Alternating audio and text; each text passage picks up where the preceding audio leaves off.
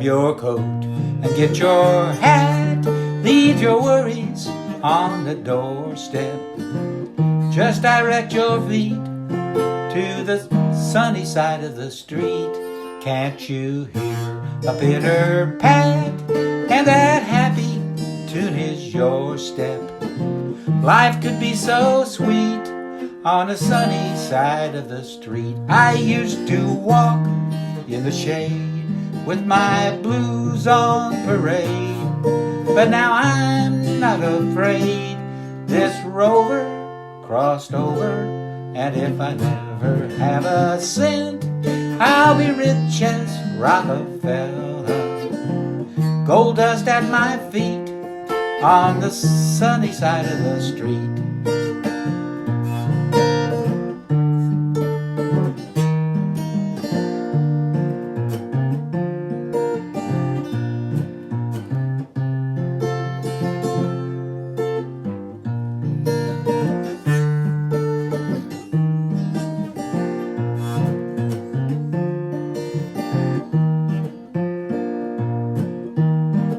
I used to walk in the shade with my blues on parade, but I'm not afraid.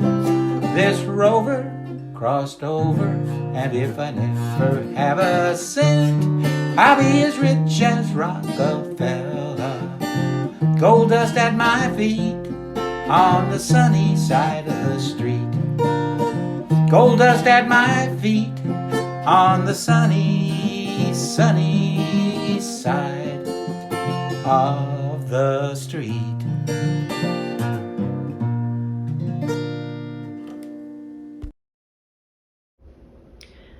Good morning. My name is Pam Lee, and I am a member of the Sunday Services team. I'd like to welcome you to UUCCI for another special service. We are so fortunate to continue our month of spiritual journeys. I always find it fascinating and uplifting to hear how people got from there to here, and today will be no exception. Bud and Ann Herron almost need no introduction, but I'm going to give it a try. This wonderful couple have been coming to UUCCI for 13 years and have been together 55 years. They will take us along their journey today, and it promises to be an interesting one with many somewhat unusual stops. Their involvement in our congregation has always been at the highest level, and they shine at being welcoming, friendly, and eager to participate. When anyone says Bud and Ann, I can't help but smile. During the current difficult situation they are facing, they still constantly think of others, and they model grace to us all. It's lovely to live on a raft. We had the sky up there all speckled with stars, and we used to lay on our backs and look up at them and discuss about whether they was made or only just happened. Jim, he allowed they was made, but I allowed they happened. I judged it would have took too long to make so many. Two roads diverged in a yellow wood, and sorry I could not travel both and be one traveler. Long I stood and looked down one as far as I could to where it bent in the undergrowth.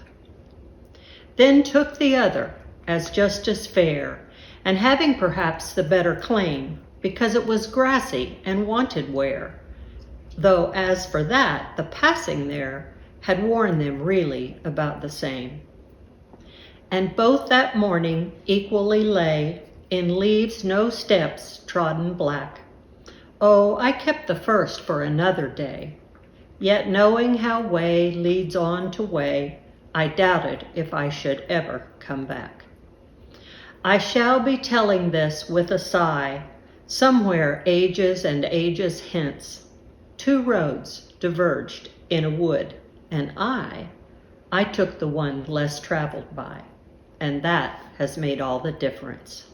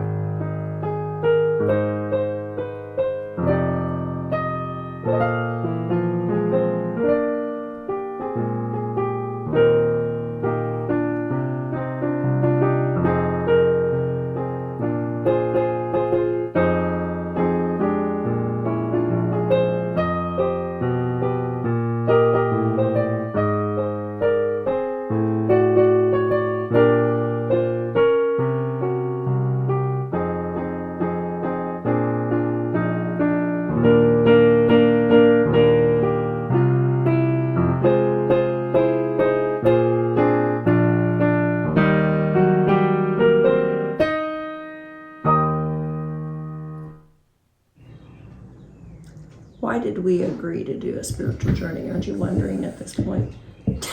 I guess because we had no reason not to. Right. And, Yeah. you know, Sound like a fine thing to do. One of the things we generally have been throughout our life is pretty open.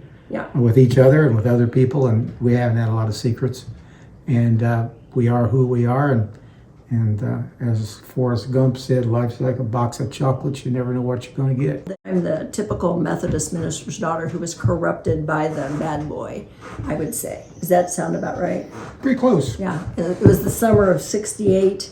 I was in a class, a summer school class, because I was working with a group of other, quote, kids at that time, and they had a Ford Foundation grant that let us all go through school in 3 years with intercession, post-session, every kind of session, and get our teaching licenses in 4 years, and half of the master's credit was actually teaching. So I was pretty intense and intent as a student at IU.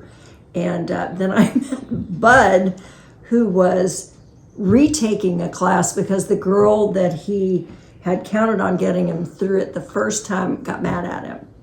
So is that fate? Is that karma? I don't know. I was the opposite. I was a horrible student. I did pretty well in high school, and my dad died when I was a junior. And at that point, I changed certain ways and didn't have much motivation, but he always wanted me to go to college. No one in our family had ever done that. And so my mom, who had no money, insisted that we do it, and borrowed $500 on my own signature from what was then the Hope State Bank, and went off to college, and basically never studied, partied a lot, had a great time, and by the time I was a senior, the best you could say that I was doing was dodging the draft and getting deferments.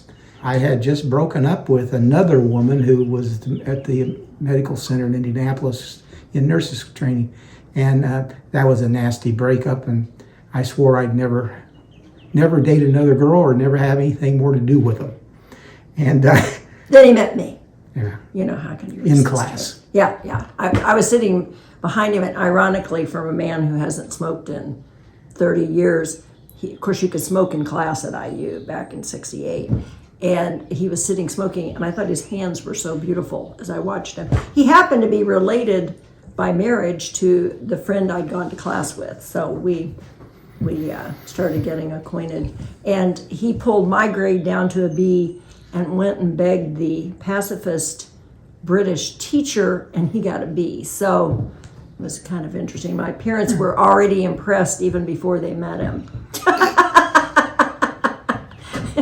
Even though her parents were a ministerial family in the Methodist Church, I think I gave them both their first truly religious experience, because Anne's mom, for one, almost wore out her knees praying that I would go away somewhere and never come back. And when I asked, she forced me to ask her father for her hand in marriage. When we decided to get married, I went over, he was putting chairs up at the church, and he said, "Why do you want to marry her?" And I said, "Because I love her." And he said, "Well, so do I." End of conversation. And I went back to the porch where Anne was and said, "What did your dad say?" And she said, "What did Dad say?" And I said, "I guess he said no." And So came the true moment. Here is this incredibly obedient child said to them, "If you make me choose, I'm going to choose him." And wow, was that a shocking. I don't think either one of them slept all night. And then we brought his mom over to meet them, and they go, "Oh my gosh, she's so amazing." Bud's mom was just... How she raised me, I don't know. But my mother was one of Very the patiently. most wonderful people on earth. And when they met Mom, they said, "He can't be all bad with that kind of a mother." She is wonderful. And she and She started Doris them. and Florence became best friends over the years. We called him Flory Dory. Flory Dory. They were such good friends. Yeah. We were in the process of applying for the Peace Corps when Ann's dad said, "Well, the United Methodist Church has an Overseas 3 program, which is basically technical workers. That is the same sort of thing. Why don't you go through the church?" And so we really didn't care. And so we signed up, and there I get a call from the Board of Global Ministries in New York, and the guy said, we need a journalist in West Africa. We notice you have a degree in journalism as well as English, and so what do you think about going to Africa? I said, where? He said, Sierra Leone. I'd never heard of it before. I was not a good geography student either. I said, well, where is it? And he says, in West Africa. And then I paused him and I said, are they in war? And he said, well, not this week. And I said, all right. So I, of course, conferred with Ann during that phone conversation. She said she didn't care where we went. So we cut the sleeves off our shirts so it would be cooler. And we went to West Africa. So we get to Sierra Leone, and I get pregnant within days of getting there. I think somewhere on the tarmac, I believe, when we landed, as I recall. We lived in Bo, and he was working on a literacy magazine, and I was teaching English to African men. So we immediately have a baby, and within about a year and a half, he got typhoid. And, I was so careful. Boiled the water 20 minutes when they said 10 and didn't do anything. But we were at another missionary's home, and she was a Canadian nurse, and she put a turkey leg in his mouth and said that'd be good for teething. He was fussy, and then she called next week, and her son had come down with typhoid. He'd been chewing on the same turkey leg. Yeah, as the boy who chicken got leg. Yeah. Chicken leg is the boy who got typhoid, and so we had to make an arduous quick trip home because they didn't have very good medicine that was safe for a 6-month-old, and he struggled for several years. We were trying to decide, he's running this huge fever, and we're lying there under the mosquito net one night thinking, what are we going to do? And there was also some civil unrest, and there was an army moving in from Liberia that was going to oppose the takeover and try to take over the government from the elected president. And we were right between where all this was going on, and with a baby. And so we just said, tomorrow we're going to get up and put everything in steel drums and ship it, and we're going to go back to the United States. But then we got a baby there that's got 101, 102 fever and not getting the right drugs. And so we did the awful thing of taking a baby with typhoid on a plane and changed planes at Heathrow in England and came back to the States.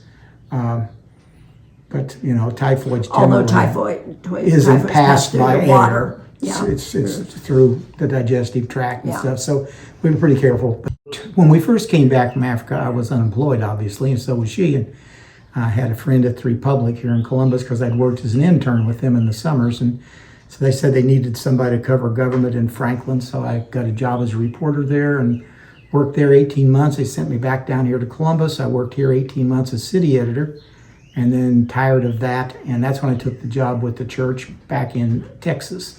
And so when we came back, I came back as editor of the Daily Journal in Franklin, and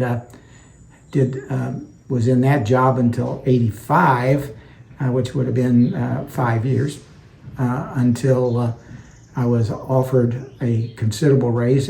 Journalists don't make any money. I was offered a considerable raise to go to work as managing editor of the Saturday Evening Post, which had been purchased by the Servas family in Indianapolis. And it turned out they were crazy people, and my boss was a lunatic, and I only could stand it. I was applying for all kinds of jobs, but that's why I started teaching. That's when she started teaching, because I thought I was going to be unemployed because I couldn't take it. I was going to quit and just be unemployed. But she went to work, and once I got her working and the paycheck coming in, I just went ahead and said, "What?" No. She was, a fantastic teacher in Franklin schools, owing to my lack of thought I'd have a lack of a job. She was teacher of the year at Franklin Community High School in the early 90s, and she did tell them. I love teaching. I mean, it was great. I love watching kids have aha moments and discover things and have discussions and do projects where they had to present themselves. You're thinking about kids as adults. How are they going to be adults who can survive and do things, and you need them up on their feet, and you need them building their confidence and hearing their voice, and so we did a lot of that. And I do miss that a lot even now. What I didn't miss was to get ready for that, and if kids are going to write, to be able to write, you've got to write, not study grammar. And the writing, the grading it, the planning and everything did take a lot of time. And you turned kids who had failed the I-STEP into writers. Yeah, that Good was a lot writers. of fun. That was my principal deciding that I needed to run the I-STEP program for kids who could not pass the English part of the I-STEP, and made a discovery from an amazing teacher, Nancy Atwell, who became Teacher of the World several years ago, on a writing program and a reading program, and got kids who absolutely could not write writing, but that was the program. And another teacher and I just were amazed at their progress. And you started a unique program called HISLET. Yeah, which we then changed to American Studies. They thought that sounded like you sneezed or something, so they didn't like that one. So one of my best friends and I taught that together. The head of the social studies department and I taught that for 6 years together, and that was an amazing combining experience. history and doing project-based. Back before people were doing project-based, we did a lot of project-based stuff, and a lot of writing with it, and just different kind of performing. But it was a good experience. She still has students.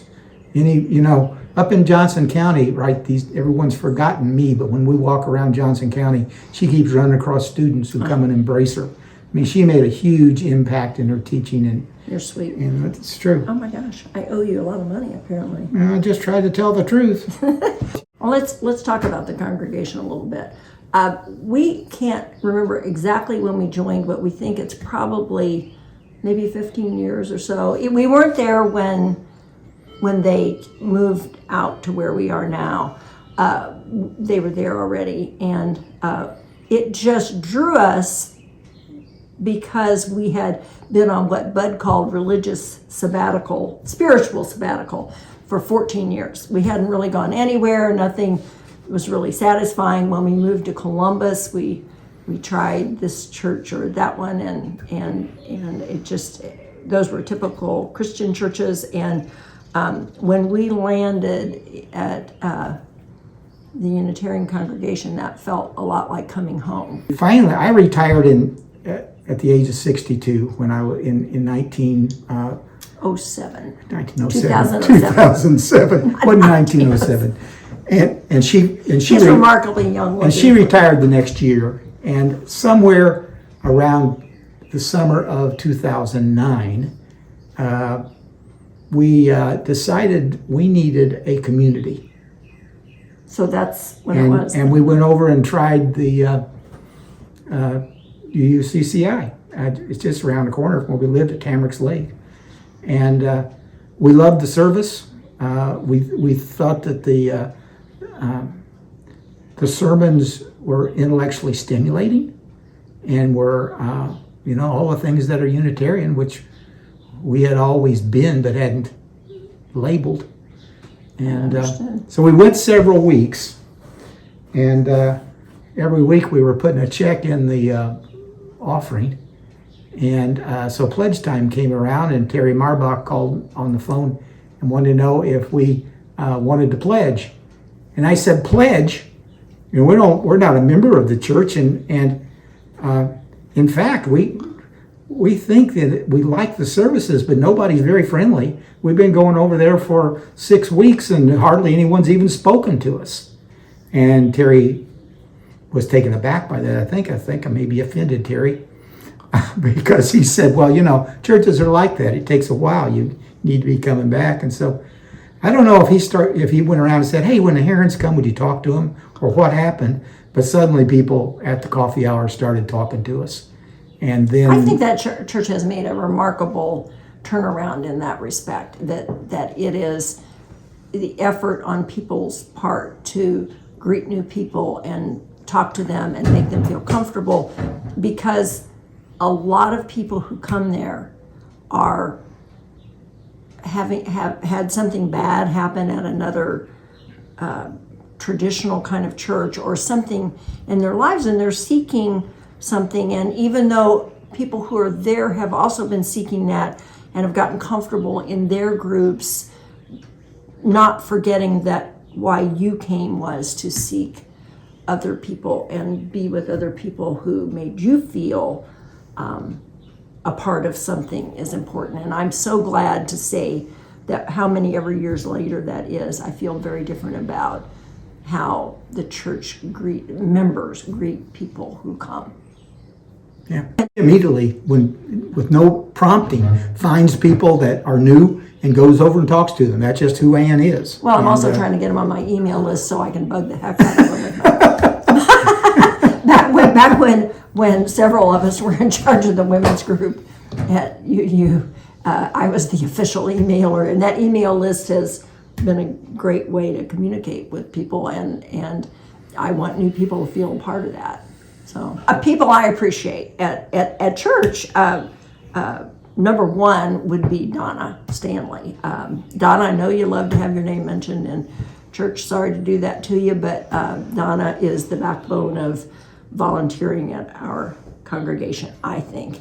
And to join with her and work on the holiday market together has been a very fun, challenging, interesting experience. And as we have changed what we're doing and figured it out, of course, she's always saying, well, you do think, well, yeah, I record stuff and keep track of stuff, but you are the backbone. Diane Spofford goes without saying. I met Diane before I got to church when I volunteered on the Friends of the Library board and sat down beside her, and she needed a volunteer to help her start the book sale. And so I raised my hand, and that changed my history of everything. And when I walked in church one day, I always wondered where Diane and her husband went, and they walked in and they were up several rows ahead of us. And I thought, okay, well, we found that over and over. We've been very active in the community. Oh my goodness, yes. And we found out that a great number of the people who were active in the causes we were close to our heart were UUCCI. Yeah. And we kept seeing them again. If people were at the places that mattered or right places to be, they were members like Barry and Kathleen. If I start making lists, then I will forget somebody, but at a march, at a rally, at a vigil, those people, or if they were talking about climate change or people who were impoverished or racial justice or anything, those people belong. The Pulleys and the Grevens and Dick Boyce, with his work with Ann and environmental things and the Kastners, and you could just go on and on and on. I mean, we've got an extraordinary congregation. And the thing I've appreciated in recent years, Lyndon Marty, really actually, Nick, since you arrived, is the growing diversity in age. We were getting mighty old as a congregation, and people like you were getting like Graffelmans and Mallory. Mallory became one of my best friends, and it was really difficult when she left. She'd come down and we'd play guitar and sing together down in her backyard, and we took walks together. And I'm thinking, who on earth Mallory's age would be interested in taking a walk with a 77-year-old man, and what 77-year-old man could get anything very much in a way of intellectual sharing from somebody who, I guess Mallory's probably in her mid-30s somewhere. And but it just wasn't that relationship. It was with many of the younger people. Yeah, Cheryl Byers and I did that. Started the well, now I can't even say what it is. At the holiday market, the Every Child Emporium. Yes, we started that together and worked on that several years. And oh my gosh, what fun! I think it lifts you up. Oh my gosh, was that a Unitarian phrase or what? It lifts you up to makes be you with feel people. Young. Yeah, be with people who have a different time in their life. They've got kids they're dealing with. They're trying to work with you, but they're doing all those other things. I just think of so many people who make me happy when I go. So it makes me very unhappy when I don't go. I'm not able to go right now. it's something. And without Liz's eggs, we would starve to death. Yes, and Linda Iwamoro. Oh, yeah. And Marty Marty and Linda are bringing our granddaughter mac and cheese, because that's what she likes. And Linda constantly volunteering and bringing things to the market and everything. Steve and Judy. See, there's the problem pretty soon. Do you have a list of the They are entire just, congregation? you know, So I I'm just worked gonna with read their Steve names. and Therese. You know, I served on Yeah. the board with her, and she was my boss when I went back to work, worked for Advocates for Children, you know. And she's gone now, but Kim, who was administrative assistant, oh my gosh, she was amazing. It's just an amazing place. Yeah. It's a, Yep. yep. When the pandemic started, I suddenly couldn't breathe. And we ended up not wanting to go to the emergency room because we were so afraid of all the people who were going in for COVID. And went in and found out I have not just ovarian cancer, but primary peritoneal cancer, which is, just means that you find it in someplace else. And it was in my lung lining, which was actually what saved my life, probably because it gave me a symptom that they could see and they could start treating. And the Columbus Regional Cancer Center has been amazing. Bud and I have felt thankful every day during the pandemic, thankful that we not only love each other, but we like each other a lot. Now one thing, Bud did everything for me. He cooked, he cleaned, he did the wash. He was just an amazing person. I would often say to him, did you think almost 54 years ago that when you said your vows that one of those would be, I'm going to do everything for you. But the only payback I had to do was play Scrabble almost every day. What I need to say about this is, You know, like my advertising. I think it's fine, except this is one strong woman, much stronger than me, and much stronger than throughout 2 years and 2 months of constant roller coaster of getting better, getting worse, getting better, getting worse. Anne has never one time said, why me? She said, why not me? This is not, and the other thing is, throughout this whole thing, she's never shed a tear. She's never had an emotional breakdown over it. She has always been optimistic. She has always tried to keep me up. Now I have been an emotional wreck, anxiety-ridden from time to time. Early on, after many years of not drinking, I started drinking again. I couldn't handle what she was handling just as a matter of course. But I haven't had a drink since last October, and I feel better most days, particularly if I can add, but anyway, not about me. This woman has never, they gave her a prescription of a benzo, lorazepam. She's taken 1/2 dose in all the months that she's had it. Talk about being scared of medication. She keeps me confident. She keeps me living for the day. I have a terrible time living in the now. And Anne just goes on living in the now day after day. She's been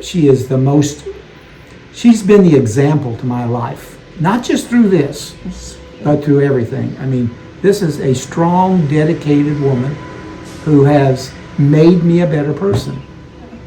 You got your hands up front. Oh, sorry. No, it's okay. I mean, we're all admiring your pedicure, your manicure. Oh no, the stuff does stuff to my nails. I don't. People who wonder, like, what do you think theologically? What do you think about the world and the future and all this? I don't think I have theological thoughts. I don't sit around. I'm not a meditator. I'm not all the things that are supposed to make you better. But the one thing I really believe strongly when he says, why me, is that's not a productive question to ask. Why me doesn't, and I realize you don't operate emotionally by logical questions like, why me? Is that a logical question? Yeah. But I just think it happens, it's random. Yeah, I'm a vegetarian, I eat organic food, I don't put pesticides on my lawn. She's always exercised. All the things, yeah, all the things.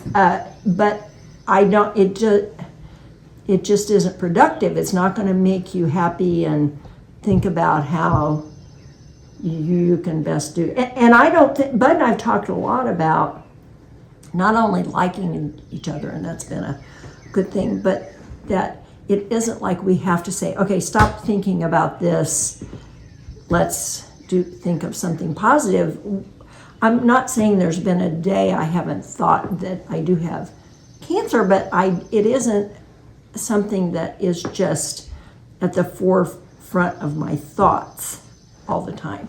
And I think perhaps that's a piece of probably doing as well as I still am doing. And I also don't do the what ifs about the future. I mean, not that Bud and I haven't had honest discussions about that, but we don't sit in that place. We have, had those discussions you need to have to think about, but we don't reside there and think, if such and such happens, this happens, this happens. Because who knows? What's something you particularly appreciate about the other?